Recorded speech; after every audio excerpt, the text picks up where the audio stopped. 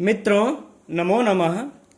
हम लोग काव्य प्रकाश का जो क्रमशः अध्ययन कर रहे हैं, उस क्रम के अनुसार आज हम लोग काव्य प्रकाश के द्वितीय उल्लास के सूत्र 9वें का अध्ययन करेंगे। साक्षात संकेतितम यो अर्थम भिधत्ते स वाचकः। इस सूत्र का अध्ययन करेंगे, लेकिन इस सूत्र का अर्थ जानने से पहले इसमें देखिए वाचक के स्वरूप को कहा गया है। वाचक का स्वरूप कहते हैं, लेकिन इस वाचक के स्वरूप को कहने से पहले हम थोड़ा से इनके जो पहले ग्रंथकार कह आए हैं उस पे थोड़ा एक दृष्टि डाल लेते हैं। मम्मट ने पूर्व में कहा है, शब्द के 3 भेदों को बताया है। शब्द के 3 भेद उसको उन्होंने बताया है। कहा है शब्द के 3 भेद कौन होते हैं? वाचक, लक्षक, व्यंजक। यह और अर्थ के भी वह 3 भेद बताए हैं। इन्होंने अर्थ के भी 3 भेद बताए हैं। वह अर्थ के 3 भेद कौन है? तो है वाच्य, लक्ष्य, व्यंग्य। ठीक। अब आगे जो है क्या काम करते हैं कि वाचक जो शब्द के जो तीनों भेद है, वाचक, लक्षक, व्यंजक, और वाच्य, लक्ष्य, व्यंग्य, अर्थ के भी 3 भेद, इन तीनों का छओं का क्रमशः स्वरूप बताते हैं। क्रम के अनुसार वाचक का, लक्षक का, व्यंजक का स्वरूप को बताते हैं। तो आज जो वह बता रहे हैं वह वाचक के स्वरूप को हम लोग अध्ययन करेंगे। आगे क्रमशः इसी के क्रमशः स्वरूप का अध्ययन करेंगे, लेकिन आज इस सूत्र में वाचक के स्वरूप को कह रहे हैं। तो हम लोग आइए आज वाचक के स्वरूप को पढ़ते हैं। इसी वाचक के स्वरूप को इन्होंने इस सूत्र में कहा है। ठीक। आइए इस सूत्र का पहले हम लोग अर्थ जान लेते हैं। तो कहते हैं साक्षात संकेतितम, अर्थात साक्षात संकेतित। यो का अर्थ होगा जो अर्थात कौन? जो शब्द, जो अर्थात शब्द। अर्थम मतलब अर्थ को अभिधत्ते, अर्थम अभिधत्ते। अभिधत्ते का अर्थ होगा कहता है। लेकिन यह किसके द्वारा कहता है? तो अभिधा शक्ति के द्वारा, अभिधा शक्ति द्वारा।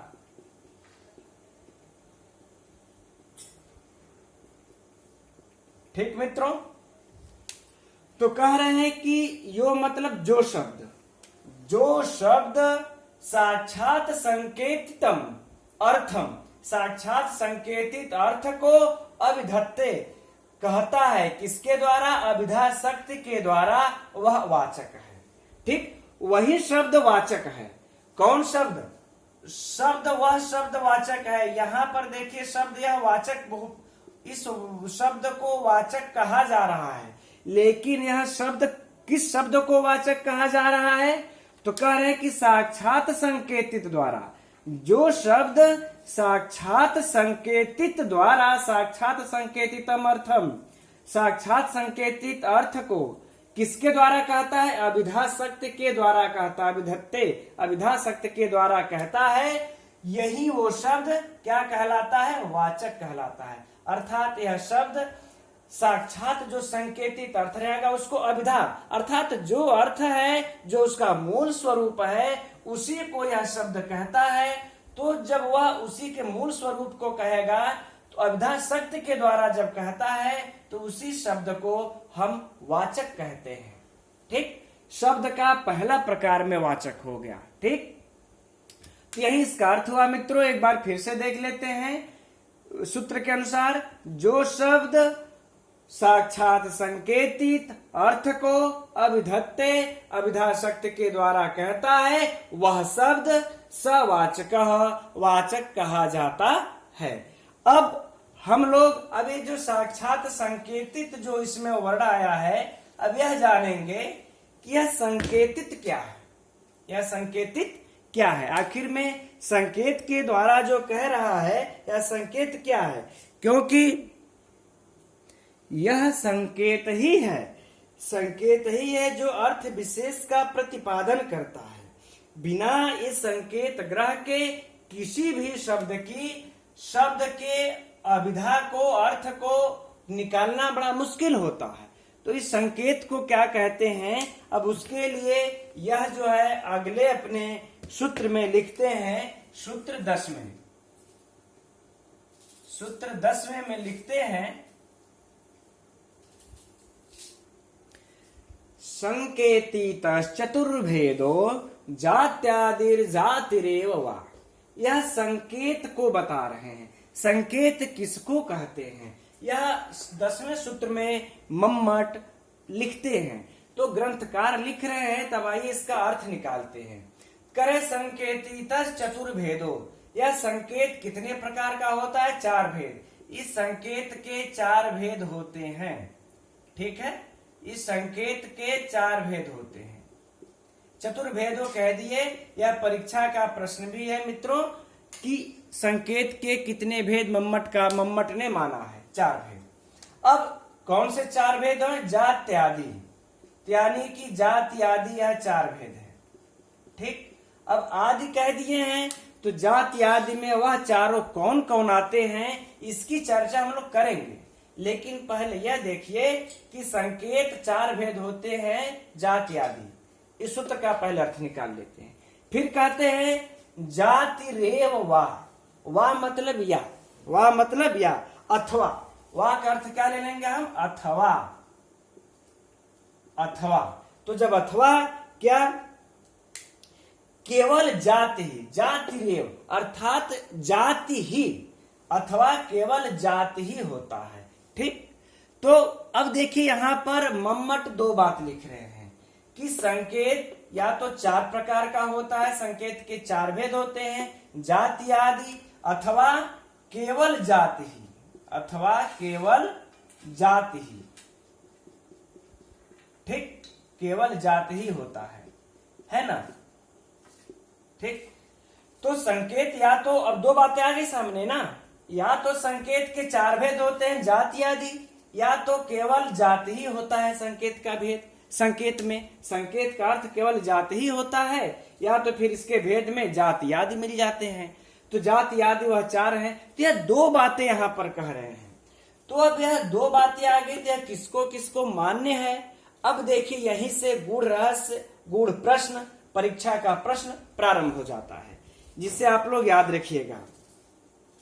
यह जो वा करके जाति रेव लिखते हैं, यह मीमांसकों के मत में है। जो मीमांसक हैं, इनके कहने का मतलब वो है कि जो मीमांसक हैं वह केवल जाति ही होता है। संकेत किसको कहते हैं, जाति को ही कहते हैं।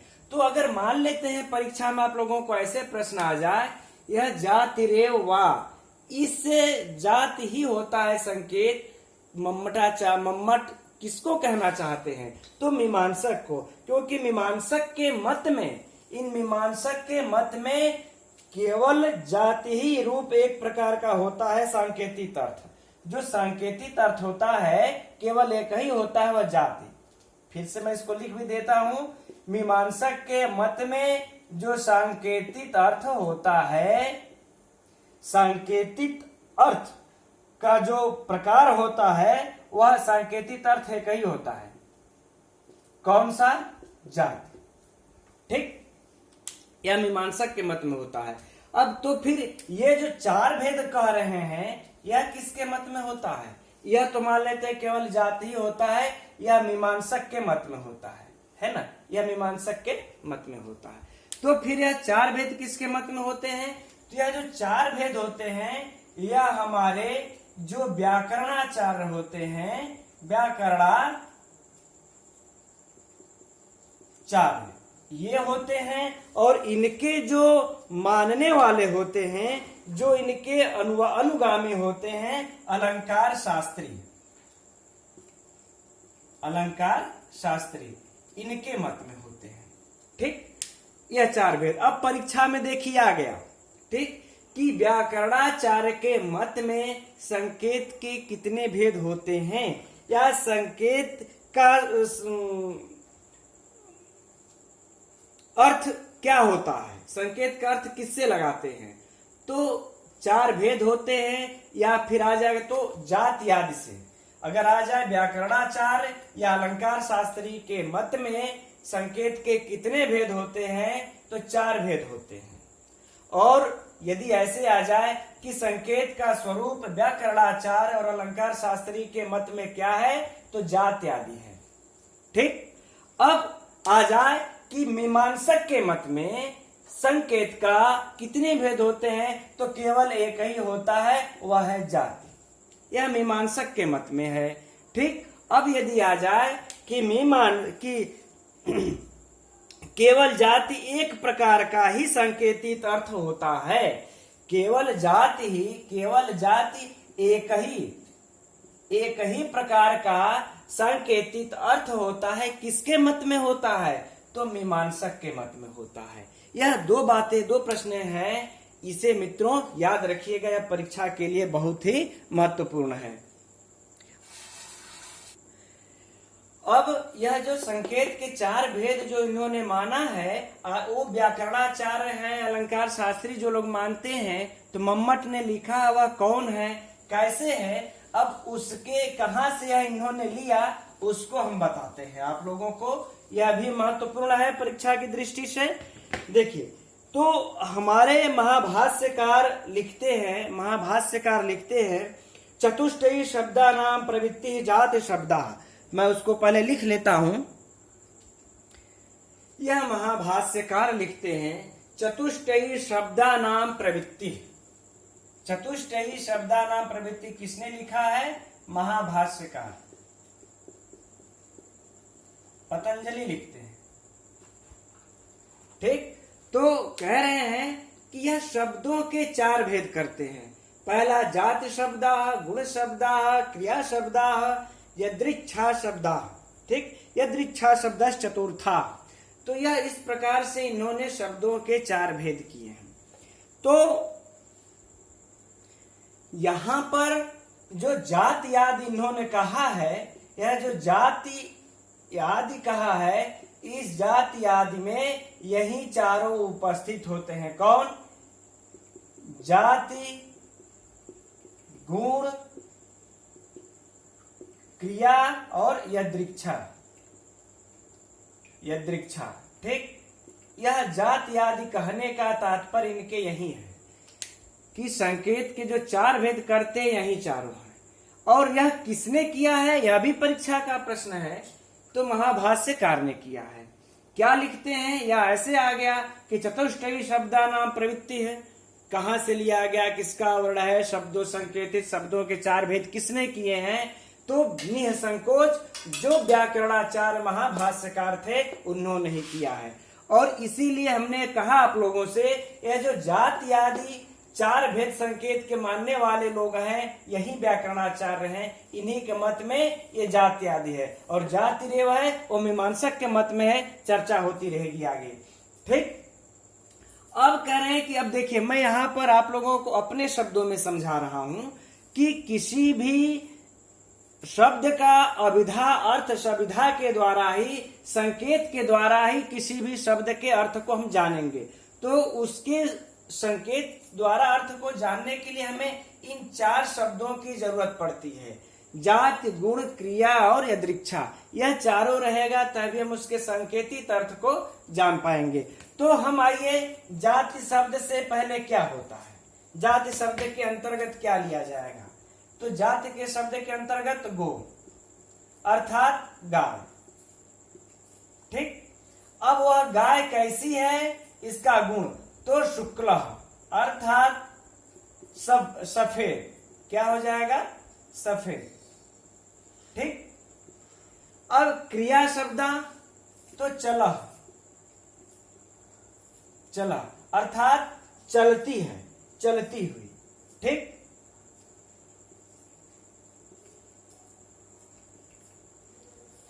अब यदृच्छा मतलब आपके इच्छा कहने का मतलब उसका कोई संज्ञा, कोई नाम, तो डिथ रख लिया हमने। यहां पर जो उदाहरण मिलता है हमको डिथ मिलता है। ठीक, यह मिलता है। तो यह जो गौ गौ शुक्ल चला डित्थ।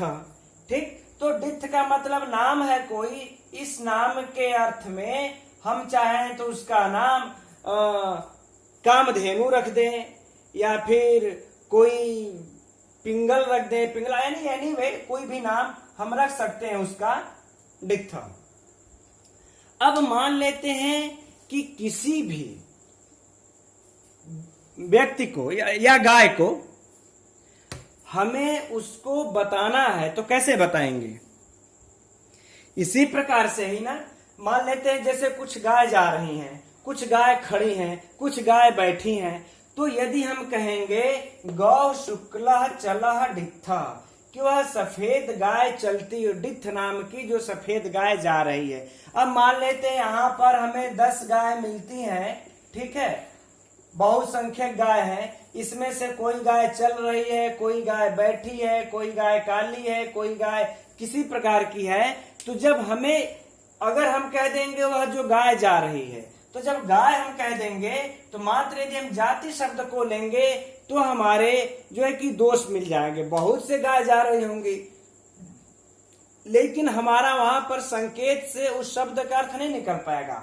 इसलिए हम क्या कहेंगे कि शुक्ला सफेद गाय। तो हो सकता है सफेद गाय कुछ बैठी हो, कुछ जा रही हो, तो हम कह देंगे कि सफेद गाय कौन सी, जो चल रही है।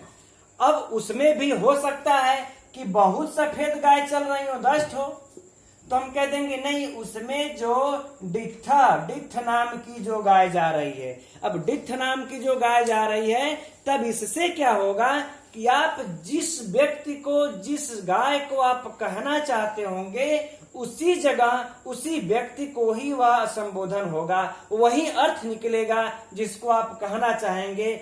इससे क्या होगा, जो हमारे दोष हैं अनंत और व्यभिचार दोष, यह उपस्थित नहीं होंगे। नहीं तो यदि हम इसमें से किसी भी एक शब्द के द्वारा हम किसी भी शब्द का यदि अर्थ निकालते हैं, एक शब्द का यदि अर्थ निकालते हैं, तो इसमें से किसी एक को लेंगे तो उसमें कोई न कोई दोष आ जाएगा।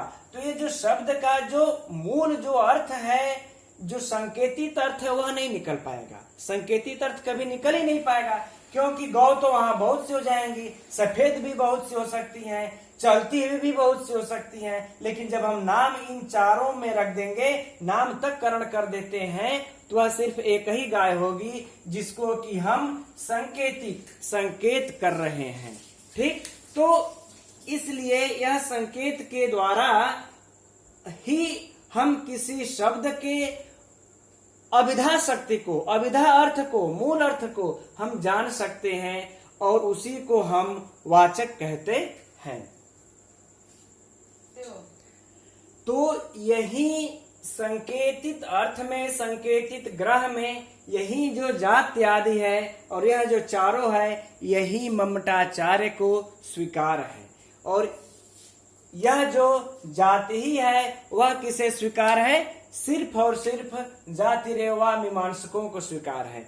यह सिर्फ इतना ही कह करके निकल जाते हैं, लेकिन आगे ग्रंथ में और भी मिलता है और परीक्षा में पूछा भी गया है, उसकी भी चर्चा हम लोग एक बार कर लेते हैं। मित्रों, मैं संक्षिप्त शब्दों में बाकी सभी लोगों के मतों को दिखा देता हूं, जिससे आप लोगों को परीक्षाएं में भी सुविधा रहेंगी। यह देखिए 4 मतों को हमने दिया है जो संकेत को लेकर के अभिष्ट है। तो इसमें जो पहला है वैयाकरण अलंकार शास्त्री, जिनको कि हम जाति आदि करके समझा दिए। इससे परीक्षा में प्रश्न बौद्ध मत वाला आया था। जो प्रवक्ता का परीक्षा हुआ था, मुझे याद नहीं है किस सन में आया था, लेकिन उसमें आया था कि शब्द का अर्थ क्या होता है। विकल्प दिया हुआ था अपोह होता है। यह बहुत से लोगों ने गलत भी कर दिया था, तो इसलिए इसको हम लोगों को ध्यान रखना आवश्यक है। तो आइए फिर से देखते हैं इसको। तो वैयाकरण और अलंकार शास्त्री के मत में जो संकेत ग्रह होता है वो जाति आदि से होता है, जाति आदि से होता है। इस जाति आदि में जाति गुण क्रिया यदृच्छा चारों आ जाते हैं। यह महाभाष्यकार ने कहा, अभी चर्चा कर चुके हम लोग। अब मीमांसक के मत में जो संकेत ग्रह होता है वह केवल जाति में ही संकेत ग्रह होता है। यह जाति रेव से इन्होंने स्पष्ट कर दिया। जाति रेव से इन्होंने स्पष्ट कर दिया कि केवल जाति से ही संकेत ग्रह हो जाता है। अब यह न्यायिक मत क्या है? वह कहते हैं व्यक्ताकृति जातयस्तु पदार्थ। कहते हैं जो जात व्यक्ताकृति, व्यक्त आकृति, व्यक्ताकृति अर्थात व्यक्त आकृति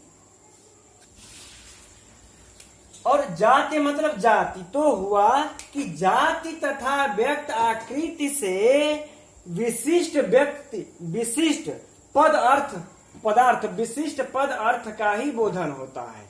इसलिए यह क्या मानते हैं न्यायिक कि जाति विशिष्ट व्यक्ति में संकेत ग्रह मानना चाहिए। ठीक, ना तो यह जाति में मानते हैं ना ही व्यक्ति में मानते हैं। यह कहते हैं जाति विशिष्ट व्यक्ति में संकेत ग्रह मानना चाहिए। इसको यदि हम लोग मित्रों व्याख्या करेंगे तो इन चारों मत की व्याख्या में बहुत लंबा जाएगा, तो समय ज्यादा जाएगा और उससे कोई हमको नहीं लगता कि फायदा होने वाला है। सिर्फ आप लोगों को विद्वत्ता हासिल होगी, परीक्षा में हमारे उससे प्रश्न नहीं बनते, तो हम लोग उतना समय नहीं लेंगे।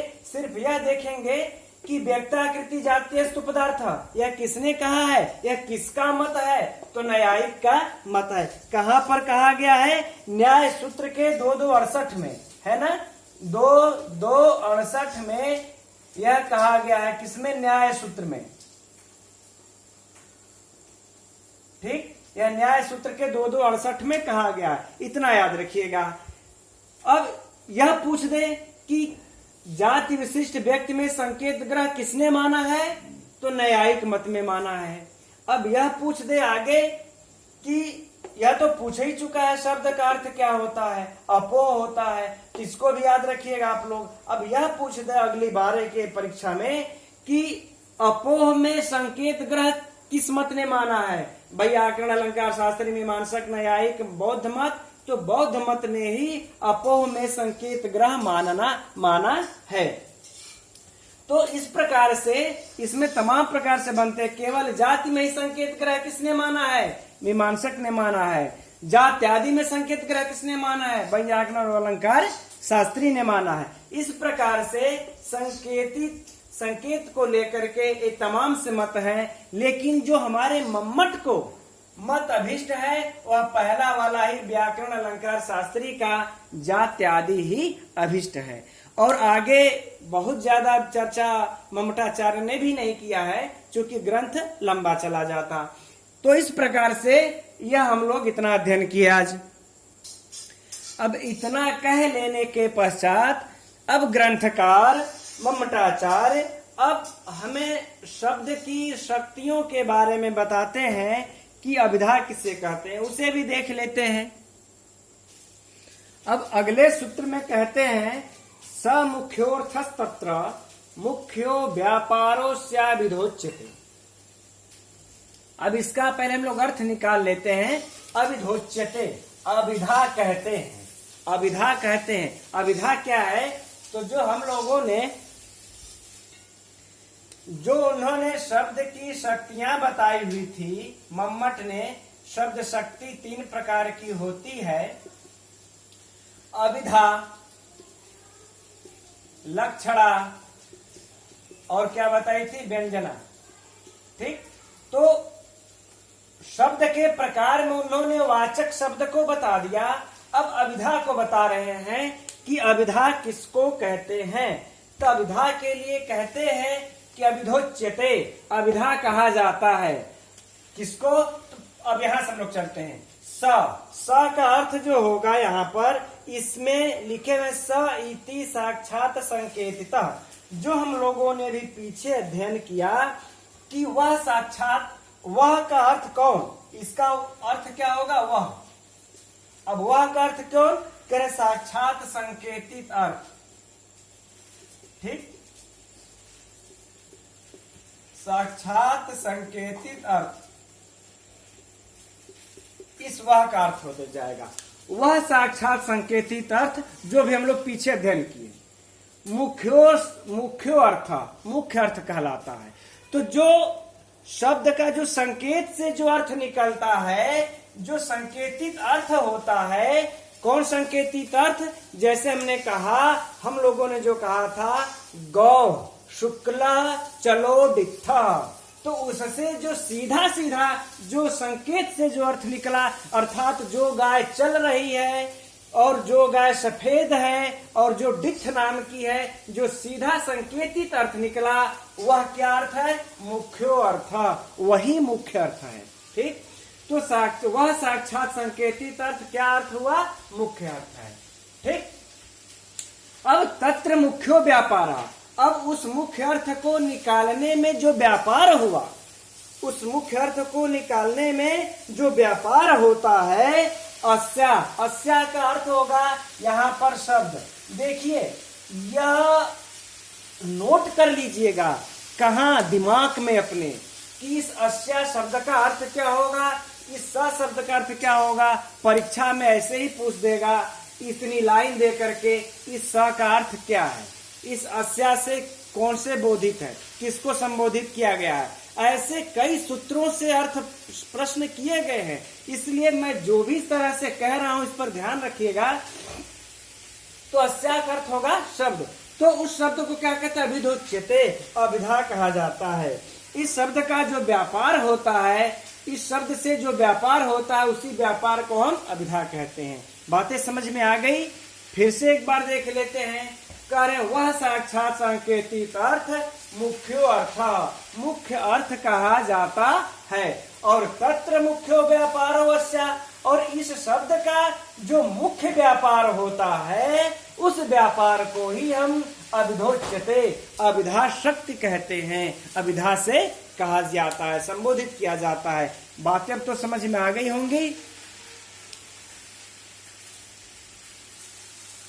तो यह अभिधा इसको कहते हैं। तो मित्रों, आज हम लोगों ने जो शब्द के प्रकार होते हैं, शब्द के भेद में हम लोगों ने पहले भेदवाचक के स्वरूप को जाना, और फिर शब्द के शक्ति में हम लोगों ने आज अभिधा शक्ति को जाना। अभिधा शक्ति किसको कहते हैं, इसको जाने।